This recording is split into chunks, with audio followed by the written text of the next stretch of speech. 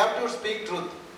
ఈరోజు మన తెలంగాణ సమాజం అన్ని దేశం అంతా కూడా మన తెలంగాణ తెలంగాణ గురించి మాట్లాడుతుంది. నేను మన మంచాల విలేజ్ పోయినా, ఇబ్రాహీంపట్నంలో.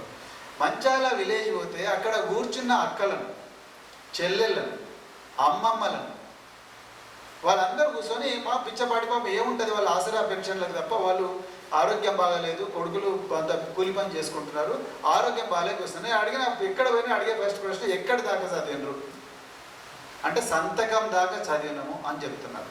సంతకం దాకా చదవడం ఏంటి? 75 సంవత్సరాల స్వాతంత్రం తర్వాత కూడా 55-60 సంవత్సరాల వయసున్న తల్లులు, లేకపోతే 45 సంవత్సరాల వయసున్న మహిళలు సంతకం దాకా చదవడం ఏంటి? ఎక్కడో మన public investment, the usage of public finances has gone ఆరి. అంటే ఒక ట్రాక్ తప్పి ఏ డైరెక్షన్లో పోవాల్సిన ఆల్ టుగెదర్ డిఫరెంట్ డైరెక్షన్లో పోవడం. ఈ ఎవరి మీద అయితే ఈ డబ్బులు ఖర్చు పెట్టాలో, ఎవరి మానవ అభివృద్ధి కోసం అయితే, మానవ వనరులు అయితే ఆ డబ్బులు ఖర్చు పెట్టాలనో వాడి మీద పెట్టకుండా ఎవడైతే తరతరాలుగా దోచుకున్నాడో వాడు తన సంపదను మరింత వృద్ధి చేసుకోవడం కోసం ఈ పబ్లిక్ ఫైనాన్స్ అంతా కూడా దాని మీద ఖర్చు పెట్టుకొని వాడు ఒక దగ్గర ఉన్నాడు, వీళ్ళు ఇంకో దగ్గర ఉన్నారు. లేకపోతే ఎక్కడ పోయినా నేను సంతకం వరకే చదివినామని చెప్పి మహిళ అనడం ఏంటి? ఎవరైనా బాంచను కాల్ముక్త అనే భాష మాట్లాడడం ఏంటి? సో ఇక్కడ మనం ఈవెంట్ ఆరి. సో నా coming back to the preparation, so నా రిక్వెస్ట్ ఇక్కడ ఉన్న క్యాండిడేట్స్కి అందరికీ, don't look at deputy tahsildar, don't look at IAS or IPS now. That is only part of the game. But real game is how do you attain knowledge? How do you attain knowledge? Then how do you analyze the facts? How do you find the truth behind the facts? And how do you abstract how do you present your knowledge in the shortest possible form? నాకు అలిశెట్టి ప్రభాకర్ కవితలు అయితే, మేము చిన్నగా ఉన్నప్పుడు ప్రభాకర్ గారు, professor Kodandaram గారు మా యూనివర్సిటీలోకి వచ్చేవారు. They use to educate us about different parts of the society. Alishetti Prabhakar చదివండి ఎవరైనా? అలిశెట్టి ప్రభాకర్ 1, 2, 3. తెలంగాణలో మీరు అలిశెట్టి ప్రభాకర్ కథలు చదవకుండా సివిల్ సర్వీసెస్ ఏం రాస్తారండి? అలిశెట్టి ప్రభాకర్ కథ చదవలేదు, కవిత చదవలేదా? రక్తరేఖ, మరణం చిరస్మరణీయం చదవలేదు ఎవరు?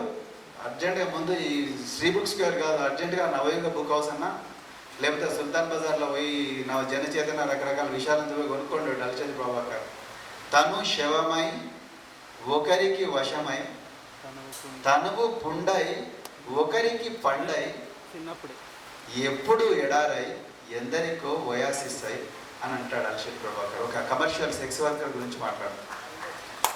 నేను అడుగుతున్నా, ఈరోజు civil services topper, civil services toppers, all GMAT toppers, Alishetti Prabhakar లాంటి అబ్స్ట్రాక్షన్ మనం తీసుకురాగలమా? It's not possible.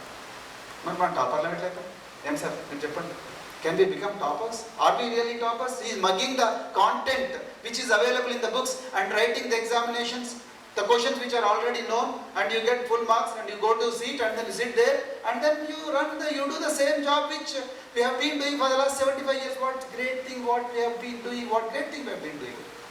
ఏం చేసినాం? అలిశెట్టి ప్రభాకర్ లాంటి అబ్స్ట్రాక్షన్ మనం తీసుకురాను. అలిశెట్టి ప్రభాకర్ దొర గురించి రాస్తాడు, ఒక ఊర్లో ఒక దొర గురించి రాస్తాడు. నీవు తలుచుకుంటే ఊరంతా పాలేర్లే, వాళ్ళే తిరగబడితే నీ బతుకంతా పల్లేర్లే అంటాడు. ఎక్కడుంది మరి అబ్స్ట్రాక్షన్? ఇది అసలు మనం PhD చేసినా కూడా అబ్స్ట్రాక్షన్ తీసుకురాను.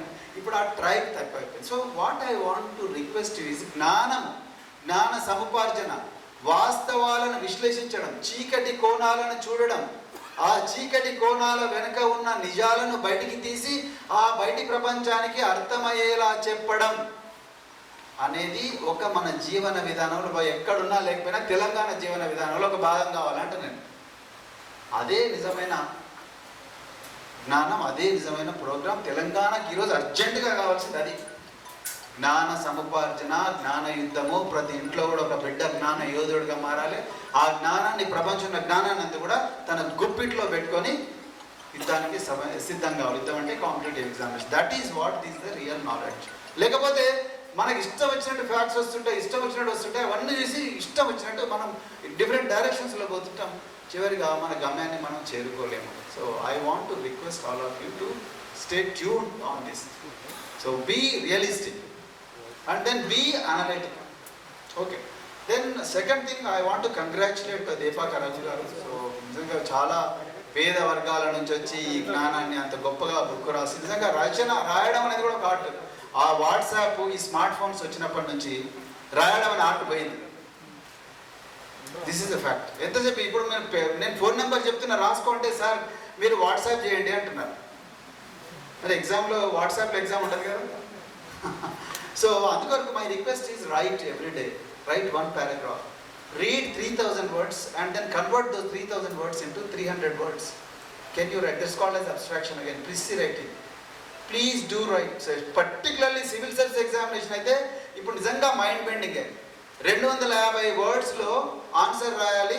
అంతకన్నా ముందు నువ్వు 2500, 3500, 4500 వర్డ్స్ కాంటెంట్ను ముందు అర్థం చేసుకొని థాట్ ప్రాసెస్ అంతా లాజికల్ ఫ్యాషన్లో పెట్టి 1, 2, 3 ఆర్గ్యుమెంటేషన్ పెట్టి అక్కడ రాయాలి. It's not going to be that easy.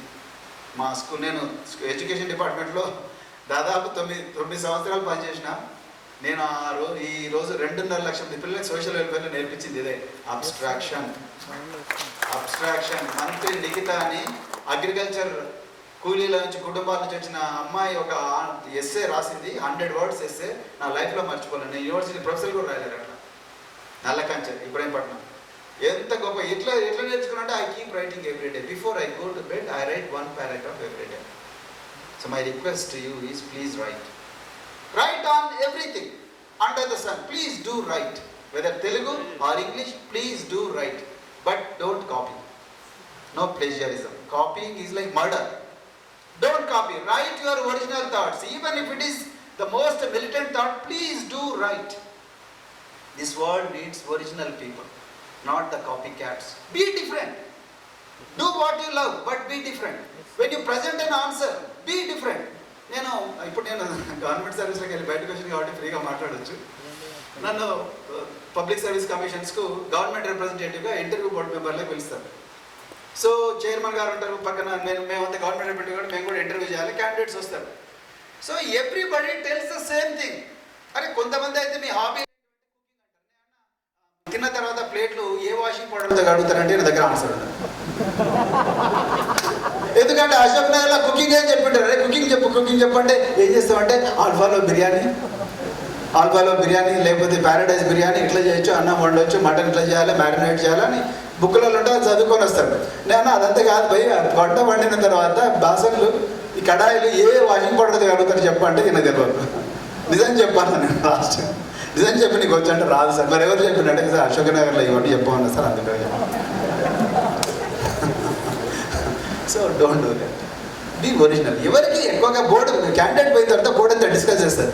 ఈ ఫలాని సింధూజ ఎట్లా చెప్పింది, ఆమె ప్రజెంటేషన్ ఎట్లుండదు, అసలు ఆమె చెప్పిన మొదటి ఆన్సర్ ఎట్లా అనిపించింది నీకు అని ఒక మెంబర్ అందరు కలిసి కామన్ అండర్స్టాండింగ్కి వచ్చి అప్పుడు ఆయనకి ఏ ఇవ్వాలన్నా, బి ఇవ్వాలన్నా, సి ఇవ్వాలన్నా. కొందరు వచ్చి ఊకనే ఎప్పుడెప్పుడు ఏడుస్తారు, సార్ మా నాన్న చెట్టు ఎక్కుతుంటే కింద పడిపోయింది సార్, నడుము ఎరిగింది, అప్పటి నుంచి పోయింది, అందుకని నేను సరిగ్గా మాట్లాడలేకపోతున్నా అని ఏడుస్తాడు.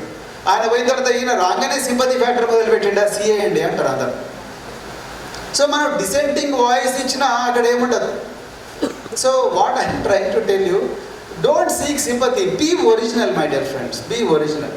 ఒక అవుట్ ఆఫ్ బాక్స్ ఐడియా చెప్తే బోర్డు చాలా ఇంప్రెస్ అవుతుంది. నెక్స్ట్ వచ్చిన క్యాండిడేట్కి వాడికి కష్టం ఉంటుంది. ఎందుకంటే వాడు ఎంత చెప్పినా అరే ఏమో పక్కన సింధుజ అంత మంచి చెప్పింది కానీ ఈ పిల్లగాడు ఏది చెప్పలేకపోతే she becomes a reference point. So నా రిక్వెస్ట్ ఏంటంటే మీరు స్టడీ గ్రూప్స్ పెట్టినప్పుడు కూడా ఎక్కడ కూర్చొని మాట్లాడుతున్నప్పుడు try to be original. Okay, try to be original. ఎంతమంది ఇవ్వాలి న్యూస్ పేపర్స్ చదివారు? మరి ఎట్లా మీరు సివిల్ సర్వీసెస్ వస్తారు, ఎట్లా గవర్నమెంట్ సర్వీసెస్ వస్తారు? వాట్సాప్ ఎంతమంది చూసిండు పొద్దులే కానీ అదే చూసిండు. ఇదే ప్రాబ్లం. ఇంకా తెలంగాణకే కాదు, దేశానికి మొత్తం ఇదే ప్రాబ్లం. దేశానికి మొత్తం ఇదే ప్రాబ్లం. ఇదే చెప్తాను. జాక్ లండన్ పుస్తకాలు ఎంతమంది చదివారు? రాహుల్ సాంకృత్య, డిడి కౌశాంబి, ధర్మవీర. ఏం సార్ మరి సార్ వీళ్ళంతా ఏమైనా చదివినరా? బాబు ఇది ఆల్టర్నేటివ్ వ్యూ ఆఫ్ సార్, మీరైనా చెప్పాలి. సో కొంచెం ఆల్టర్నేటివ్ హిస్టరీస్ కూడా చదవండి, then only you find the truth. మీరు ఎప్పుడైనా మీడియంకి ఎవరైనా సబ్స్క్రైబ్ చేసిండ్రా? Medium is an alternative sites. So my request is, అందుకొరకే నేను చెప్తున్నా జ్ఞానయుద్ధం కావాలి తెలంగాణ. నేను అంటే కేసీఆర్ గారు 1,00,000 కోట్లు పెట్టి కాళేశ్వరం పెట్టిండ్రు, మేము 1,00,000 కోట్లు అదే 1,00,000 కోట్లు పెట్టి జ్ఞానేశ్వరం ప్రాజెక్ట్ పెడతాం.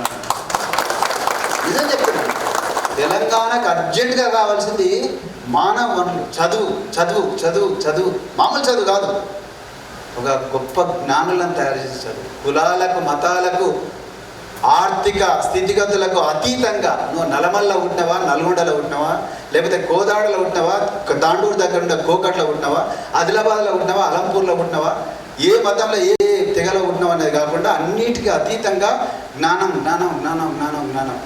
ఆ విధమైన డబ్బులు అక్కడ ఖర్చు పెట్టుంటే ఈరోజు తెలంగాణ నిజంగా ఇజ్రాయెల్తో పోటీ పడే పరిస్థితి వస్తుంటే మన దురదృష్టం మనం ఇట్లా అయినాం. ఇప్పుడన్నా మారుతుందేమో అని మనం అనుకుంటున్నాం. సో ఎనీవే ఇక్కడ రాజకీయాలు మాట్లాడడానికి రాలేదు కానీ, సో బట్ రాజకీయాలు అర్థం చేసుకోవాలి, లేకపోతే మాత్రం చాలా కష్టమవుతుంది. Okay, so my request is, I congratulate Raghu garu once again. So I wish you all the very best అండి. So hope to see you as government employees. But ఇది రాకపోతే కూడా బాధపడద్దు. ఓకే, ఇది రాకపోతే కూడా బాధపడవద్దు. World is very very open. You can do wonders. You can do wonders, go to other places, go to other countries, go to other states, explore your knowledge. అంతే తప్ప మళ్ళీ ఇళ్ళల్లో పోయి అదే తల్లిదండ్రుల మీద భారం వేసి మళ్ళీ అది చేసి ఇది చేసి వాళ్ళకి ఇబ్బంది పెట్టే పరిస్థితి దయచేసి తీసుకురాకండి. So I wish you all the best and then please keep guiding us. మీకు ఏమైనా అవుట్ ఆఫ్ బాక్స్ అంటే, now I'm in politics, Kodandaram sir లాగానే నేను కూడా పాలిటిక్స్లో వచ్చాము. So I want to do politics, not to build a farm house. Farm హౌస్లు కట్టడానికి లేకపోతే ఆకాశ అరణ్యాలు కట్టడానికి రాజకీయాలకు రాలేదు. మీ కళల సౌదాలను నిజం చేయడం కోసం రాజకీయాలు. ఆ కళల సౌదాలను కులాలకు మతాలకు అతీతంగా, ప్రాంతాలకు అతీతంగా మీ గుండెల్లో గూడు కట్టుకున్న కళలను అసంపూర్తిగా మన తాతలు ముత్తాతలు నిజం చేసుకోలేని కళలన్నిటి కూడా మరొకసారి వెలికి తీసి వాటన్ని కూడా నిజం చేయాల్సిన బాధ్యత ఈరోజు ఒక తెలంగాణ జనరేషన్గా మాకుంది. కాబట్టి ఈరోజు we have come to politics and we are for equity and equity equity equity in every place. We want to fight for that equity. And then these few words I wish all the very best. Thank you so much. Please keep inspiring us and the youngsters. And whenever you go to a government job, there is so much of challenge. నిన్ననే వరంగల్ నుంచి వచ్చిన, ఇప్పటికి మర్చిపోలేకపోతున్నా. ఇప్పుడు double bedroom ఇల్లు ఉంటాయి, 1.5 సంవత్సరం ఇది కట్టి, పక్కనే గుడిసెలు ఉన్నాయి, 30 సంవత్సరాల నుంచి బతుకుతున్నారు. నాన్న మనం ఇండియాలో ఉన్నామా లేకపోతే హైటీలో ఉన్నామా అనిపించింది నాకు. ఎక్కడున్నా మనం సివిల్ సర్వీసెస్ అంటాం. మన సివిల్ సర్వెంట్స్గా ఉన్నప్పుడు దెన్ అసలు మన మైండ్ ఎందుకు షేక్ కావడం లేదు, మన కాన్షియన్స్ ఎందుకు షేక్ కావడం లేదు అనిపిస్తుంది ఒక్కోసారి. పేదవాళ్ళు అక్కడే బతుకుతూ ఉంటారు, పక్కనే డబుల్ బెడ్రూమ్ ఇల్లు ఉంటాయి, వాళ్ళని అక్కడ ఓనియర్ రాజకీయ నాయకులు. ఎక్కడున్నాం మనం అసలు? అంటే మళ్ళీ ఎప్పుడైనా ఎలక్షన్ వస్తే పెడితే వాడు మైండ్ ఫ్రెష్ ఉంటుంది, వాడు గుద్దుతాడనా? అసలు ఈ ఎలక్షన్ల కోసం బతుకుతానా మనం? So I think I request all of you to follow your conscience within the conduct rules. That is very very important. If you don't follow your conscience, then you will become a burden on the society.